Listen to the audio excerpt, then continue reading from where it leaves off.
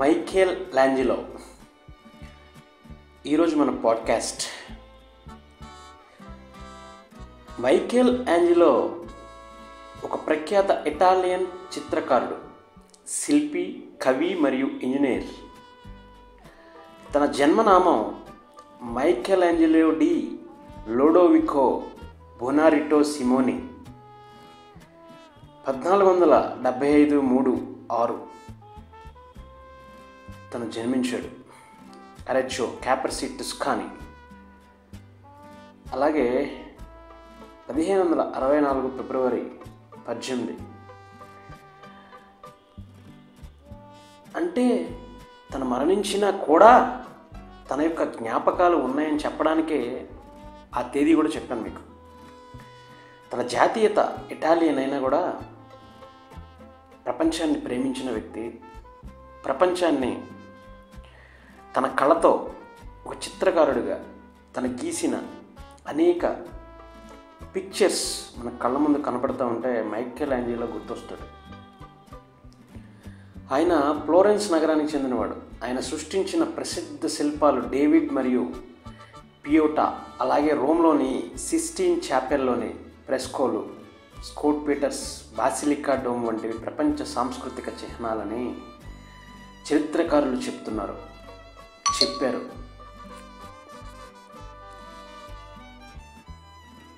కాబట్టి తన ప్రముఖ రచనలు తీసుకుంటే డేవిడ్ 1501 నుండి 1504 వరకు చెక్కిన ఈ పాలరాయి శిల్పం ఫ్లోరెన్స్కు చిహ్నంగా మారింది.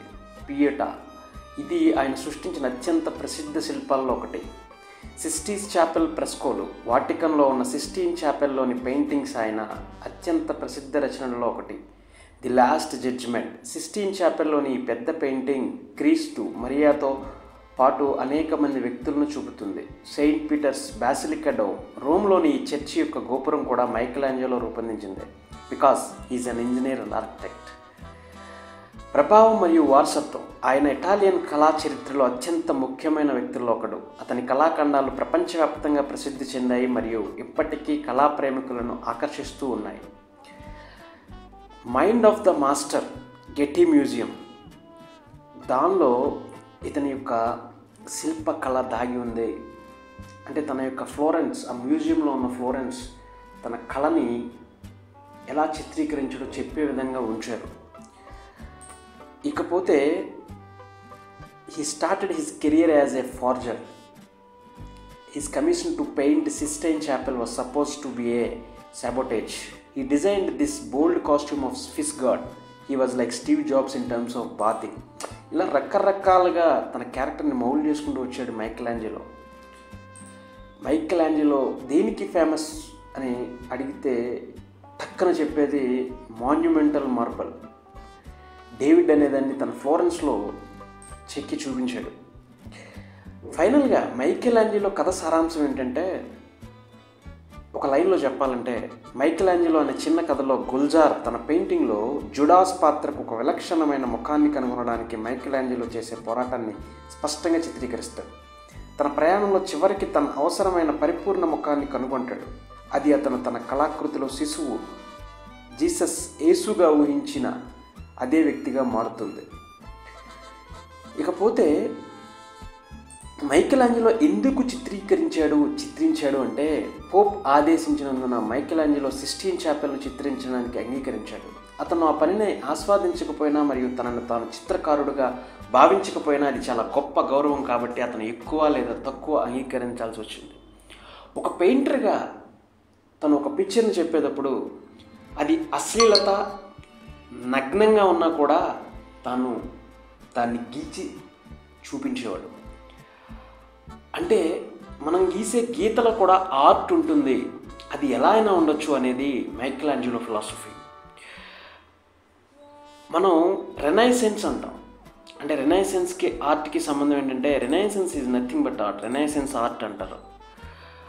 ఆ ఆర్ట్ని ఒక స్టైల్ రూపంలో, ఒక పెయింటింగ్ రూపంలో, ఒక స్కల్ప్చర్ రూపంలో, ఆర్కిటెక్ట్ రూపంలో డెవలప్ చేస్తే ఆ రెనైసెన్స్ మనకు కనపడుతుంది. Revival of classical Greek and Roman ideals, హ్యూమనిజాన్ని, ఒక సైంటిఫిక్ అడ్వాన్స్మెంట్స్ని తన కళాఖండంలో చూపించాడు Michelangelo. Leonardo da Vinci, Michelangelo and Raphael, they are the deserved candidates in history of Europe.